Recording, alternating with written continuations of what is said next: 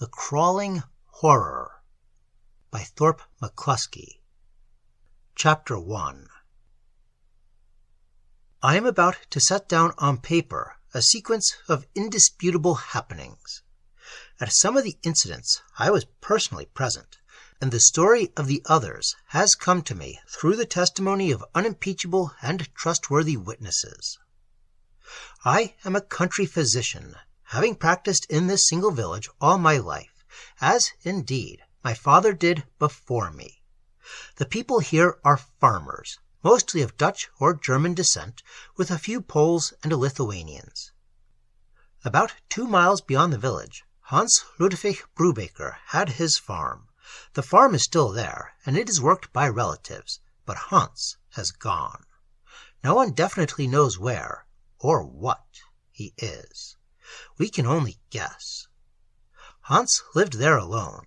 His mother, who outlived Brubaker Sr., died in 1929 or 1930, and Hans was left by himself.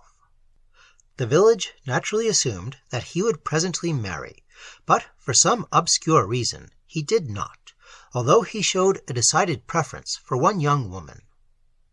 Now there is no way of definitely knowing just when the strange progression of events, at first of seeming unimportance, began. But with the whole story complete, although I cannot say when it began, I can tell how it began. I know that during the first months, Hans did not suspect anything out of the ordinary. Obviously, he misunderstood, and so ignored the small beginnings which led slowly, step by step, toward horror. He told me, possibly 3 months ago, how it had begun. "I thought the rats were fighting at first," he explained, with the uneasy, deprecatory laugh of the person who does not expect to be believed.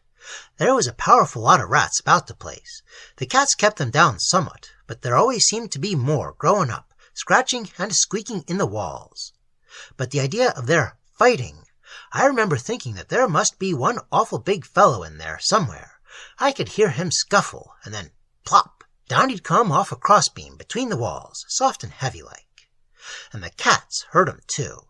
I watched them for a few weeks, snooping around, excited like, heard that big fellow go plop every once in a while, listened to the squeaking and running in the walls that seemed, somehow, scared. The idea got into my head that the big one was a killer. He was, too, there's no doubt of it. Whenever he was in one place, the rest were elsewhere. The mice began to desert the house for the barn. My cats got quite a number of them that way. Along about then, a strange thing happened. One day I noticed a strange cat hanging around. White she was, and pretty. She stayed around the porch while I was feeding my own cats, and I tried to pet her and feed her, but she wouldn't come near me, and she wouldn't eat. Seemed interested only in Peter, a big tiger cat of mine. Well, that was natural, even if it did seem funny that she wouldn't eat. Peter watched her some, and that night he stayed out. He never came back, and I never heard the big rat from that night on in the walls again. You know how cats are around a farm. They earn their keep, and they're good company. I always had 7 or 8, sometimes as many as a dozen of them, and my cats began to disappear one by one. In 2 weeks, there were only a couple left. I couldn't understand it. I remember that I began to think somebody was poisoning them. The 2 that were left looked sick and scared, too, as if they knew something was wrong. And then, one day, they went away and never came back. Even then, I didn't have any suspicions that came near the truth, and for quite a while after that, I didn't notice anything. But it began again. This night was colder, I remember. It must have been around the 1st of November. I had a chunk fire going. It was evening, and I was sitting with my feet in the oven. My shoes were on the floor on the left side of the chair, a big Morris chair that's in the kitchen. The fire was nice and warm. The doors were all shut, and I was smoking my pipe. The house was still as death. One of my 2 collie dogs was outside somewhere, and the other one, Nan, was lying close to the stove at my right, a foot or so from my chair, soaking in the warmth, sleeping. It must have been about 9:30. It certainly wasn't later than that. I enjoy that last hour or so before I get into bed. Everything is done for the day, and I can lie back and rest and think. I had arranged everything for solid comfort. The chair back was set just right, and my pipe was going good. Looking back now and trying to remember, I must have dozed off for a few minutes. I forget whether I put my pipe out or not. Maybe it just hung loose in my left hand and went out itself. Anyway, I found it on the floor beside the stove afterward. Yes, I was probably just sleeping, with my pipe dangling in my hand. My right arm was hanging from the chair arm, limp-like, and as I began to come out of that little snooze, I reached down to stroke the dog. But as I came wide awake, I realized that there was something queer about that thing under my hand, beside my chair. It didn't feel like a dog's back. It was the right distance from the floor, but it was slippery, and there wasn't any hair on it. My hand kept moving, but right off I knew that whatever I was petting, it wasn't any dog. I had the idea that if I pressed my hand down, I could push my fingers right into it. All this took a lot less time than in the telling, maybe 3 or 4 seconds. I began to be scared. I turned to look, and God knows what I expected to see. Certainly nothing like what was there. It was a slimy sort of stuff, transparent looking, without any shape to it. It looked as though if you picked it up, it would drip right through your fingers, and it was alive. I don't know how I knew that, but I was sure of it even before I looked. It was alive, and a sort of shapeless arm of it lay across the dog's back and covered her head. She didn't move. I guess I yelled then, Dr. Kurt, and I jumped out of the chair and reached for the poker. That slimy thing hadn't moved, but I knew that if it wanted to, it could move like lightning. It was heavy-looking, too. I remember thinking that it must have weighed about 50 pounds. I hit the thing with the poker, and quick as thought the whole mess started sliding across the floor, stretching out as worms do, oozing under the crack beneath the door that leads onto the porch. Before I knew it, the thing was gone. I looked at Nan. She hadn't moved, and she seemed asleep. I shook her until her eyes opened, and her eyes looked dead. Well, Dr. Kurt, you'll believe me when I tell you that I didn't sleep that night. I caught myself listening for noises, not that I knew what to listen for, except the sound of that thing sliding back into the house again, for I remembered that it could go through a crack. If I looked once around that kitchen, everywhere, I looked 100 times. Peg didn't come back all night. That was strange, because she usually stayed right around close. It was just as though she was afraid. As it was getting light, Peg came up on the porch. I was glad to hear her, and I let her in quick. Then she saw Nan. She made a funny sort of howling noise, and her ears dropped flat against her head. Then she went for Nan. Froth was beginning to run from her mouth. It was just as though she was trying to kill Nan. She was deathly afraid. It wasn't pretty to see.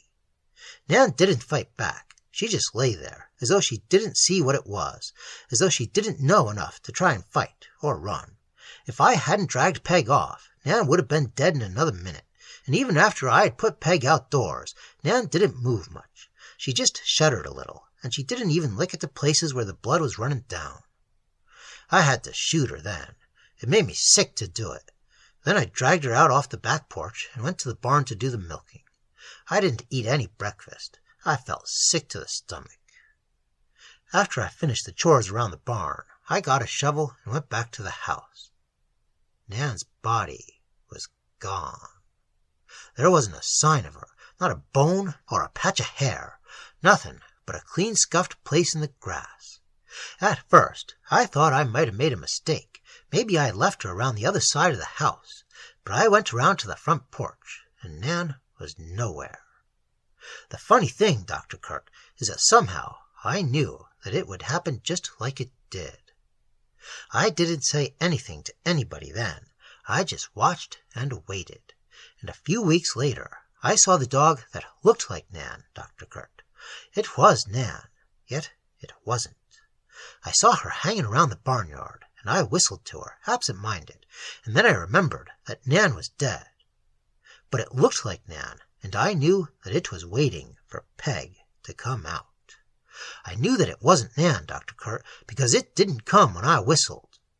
2 or 3 times that week I saw that dog that looked like Nan and that wasn't Nan hanging around, and each time she looked thinner and weaker. And then, after a few days, I didn't see her anymore. She had just gone away. For 2 weeks, nothing happened. Then, one day, I spotted a strange dog, a big dog, hanging around. And that night, Peg vanished. She never came back. You can see how it was, Dr. Kurt. I began to see a sort of pattern to it. First the mice, then the cats, then the dogs. I got to wondering if it would get the cattle next, or maybe the people. Abruptly, Hans paused. I think that then I carried it off perfectly. I did not utter a word, but merely waited impassively. Whatever I did, or omitted to do, it gave Hans confidence, for after a moment he went on. Dr. Kurt, as sure as I'm sitting here, it's gone from animals to humans. Humans? I asked. Hans nodded. It's happened, he said softly. One afternoon, 3 weeks ago, I was standing in the yard. You know that along about then we were having stiff frosts every morning and night. I saw this strange boy coming down the road. He wasn't more than 12 or 13 years old, and he was wearing odds and ends of clothes that looked as though he had picked them up anywhere. I looked at him, and right away I knew that he was a runaway. The kid, as he walked along, kept looking at the house as if he had half a mind to stop. But he didn't stop, just went on past, slowly, looking back from time to time. I went down the driveway, and I almost called out to him, but I didn't. It was as if something inside me said, "Don't call. That thing you see there isn't a boy. It's death in the shape of a boy." That's what I seemed to think. Dr. Kurt, I was scared, and ashamed too. I was so ashamed that I went right down to the road with the idea of yelling at the boy. Then I happened to look down at my feet. You know I told you that there had been a frost, Dr. Kurt. It was cold enough all night to form good solid ice, and there had been a thaw for a couple of days beforehand. Well, that slushy stuff in the road had frozen, not hard enough to hold a horse or a cow, but plenty hard enough to hold a fairly heavy man, because when I walked on it, it didn't crack or break except once in every 5 or 6 steps. But where that kid had walked, the ice was broken at every step, and he looked to weigh no more than half what I do. I looked at those tracks in the frozen slush, Dr. Kurt, and then I turned round and walked back to the house. I knew then that the thing had come back. Maybe my house is home to it. Maybe, because it began in my house, it likes to come back.